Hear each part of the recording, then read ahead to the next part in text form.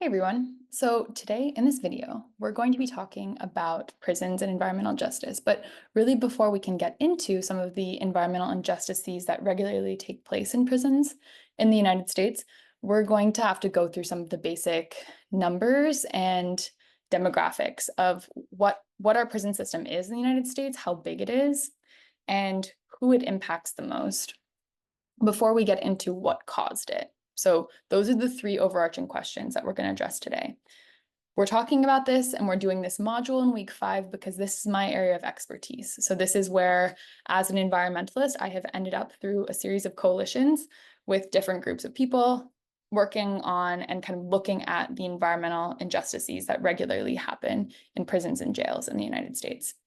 I'm going to talk more about that in the other videos as we get into specific cases, but for right now, I just wanted to say that I am not directly impacted by prisons, but that I think this is an incredibly critical issue that we all need to know about. So, starting with the first question, what is the size of the United States prisons?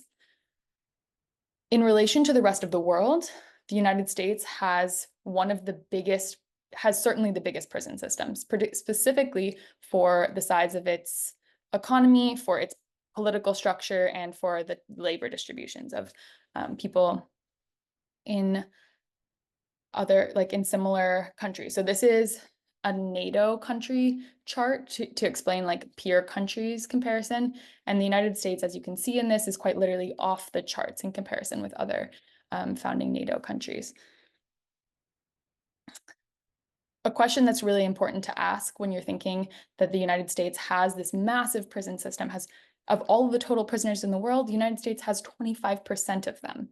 That's kind of hard to wrap your brain around because certainly we do not have 25% of the world's population. And you have to ask, has it always been this way? Have we always had 25% of the world's prisoners? The answer to that is simply no. You may be saying, some of you might say, yes, the United States has always had prisons and there's always been a kind of brutal punishment arm of the state. And that's certainly true. There have been prisons since the very start of the country. And yeah, obviously, slavery is a really big piece of how we think about inequality in the United States or how inequality has come to be. But we haven't always had prisons the way that they exist today, and especially not at a scale that they are. Only in the 1970s, as Dr. Gilmore talks about in the last video, did prisons come to be so massive of a social institution.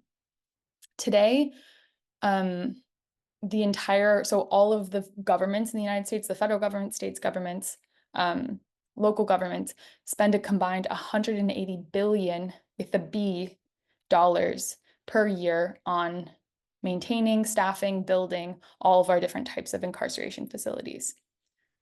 So in this slide, you see a breakdown of all of the types of facilities that there are. And you can see that more than half of the 2 million people who are currently incarcerated today are held in state prisons. So in each state, there's a number of prisons that are for people who are convicted of state crimes. There's also a smaller system of local jails, an even smaller system of federal prisons. And then, as we know, immigration detention facilities, involuntary psychiatric hospitals, etc. So, but when we look at that you might say, okay, there's 2 million people, 1.9 million people in 2024 today, who are incarcerated.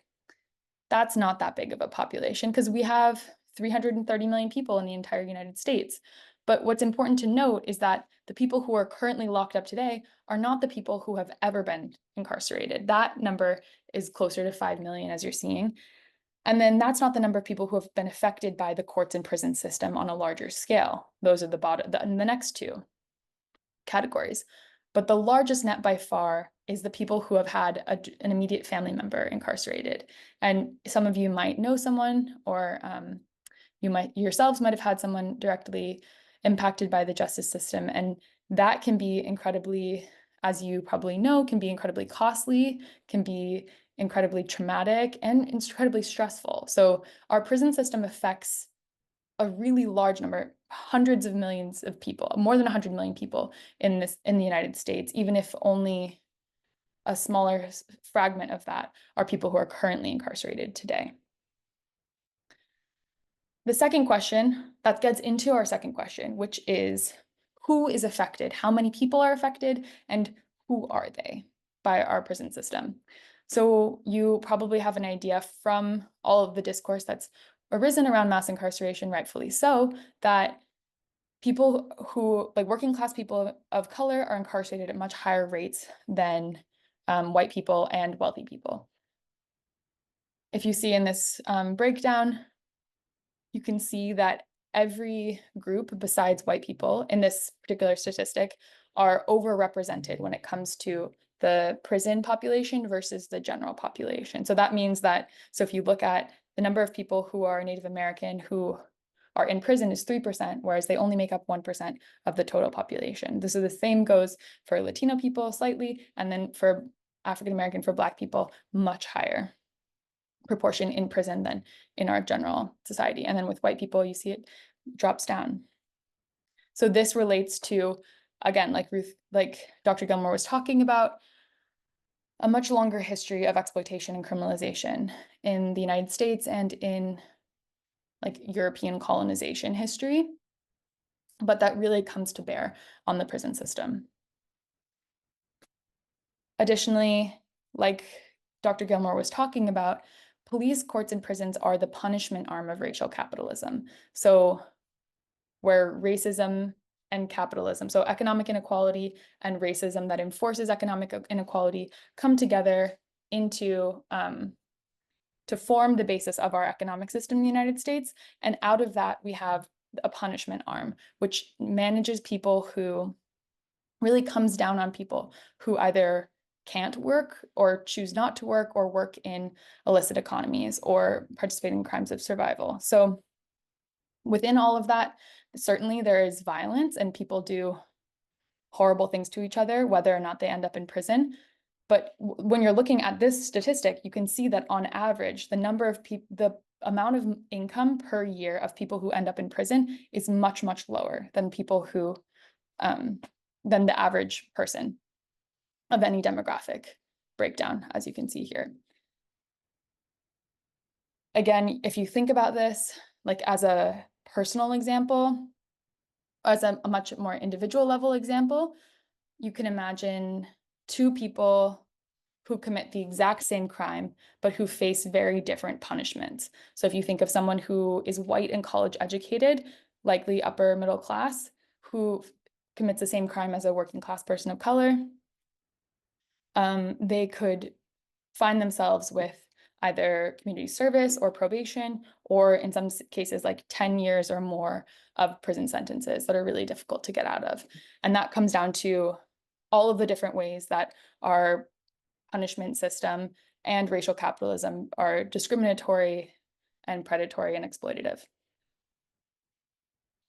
Again, that was a really brief overview of the total size and who it affects. I'm happy to talk more about this in office hours or in section if anyone has questions about or wants more resources to explain any of the statements that I just made. So the last question that I want to answer today in today's video is, how did this come to be? So even though we know that there's a dramatic rise after the 1970s in the number of prisons in the United States and the number of people who are incarcerated, I didn't exactly explain what happened. How did those come to be? And going back to, again, Dr. Gilmore, if you haven't watched the last video, please do. I don't think the video that I'm making right now makes much sense if you haven't seen her explanations of a lot of things, also because she's one of the worldwide experts on mass incarceration prisons. But her very simple explanation as to what caused prisons are that there were many political and economic crises happening in the United States, and that prisons were a geographic solution to them. So they were a particular type of social institution that combined, as you can see in this photo, surplus labor, surplus land, and surplus finance capital. So if you'll bear with me for a moment, we'll go back to 1970, which is when we know prisons started to take off in what we call the prison boom. And we know that at that time, there was rampant social protest on one side, and there were a series of financial crises. these were connected to each other in that the social protest was against imperialism, so it was against the Vietnam War, it was against racism with groups like the Black Panthers and Brown Berets, all kinds of different groups arguing for, in a lot of ways, social equality and economic equality in the United States and bringing it into practice. And then we saw in relation to that, but not necessarily caused by it, but in relation, a series of financial crises that happened in the early 1970s. So make a long story short, a long story short, what happened was deindustrialization following that period of political and economic crises. So lots of industry around the United States, a lot of times manufacturing, picked up its operations and moved them abroad into places where land was cheaper, resources were cheaper, and labor was cheaper. What was left behind after those factories picked up and moved their operations abroad was that there were all of these people left without jobs or without sources of income, like you see as number one. There was land left over where factories or agriculture had been. And there was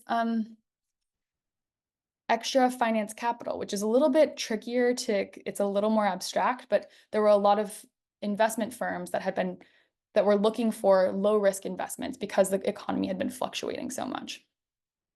It didn't have to happen this way, as Dr. Gilmore said in the last video, but it did so happen that all of these three surpluses came together as a result of these contracting proposals with governments to propose that new prisons be built. And so the people who were in them and the people who staffed them were often the same groups of people who had been who were newly unemployed. And the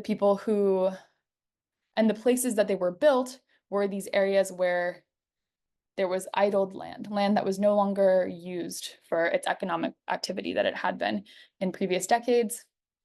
And it was built with surplus capital, money that had been previously invested in other things that was now available for government projects. So that's my attempt at a short rundown of what our prison system is in terms of size, in terms of who's incarcerated, and how it came to be.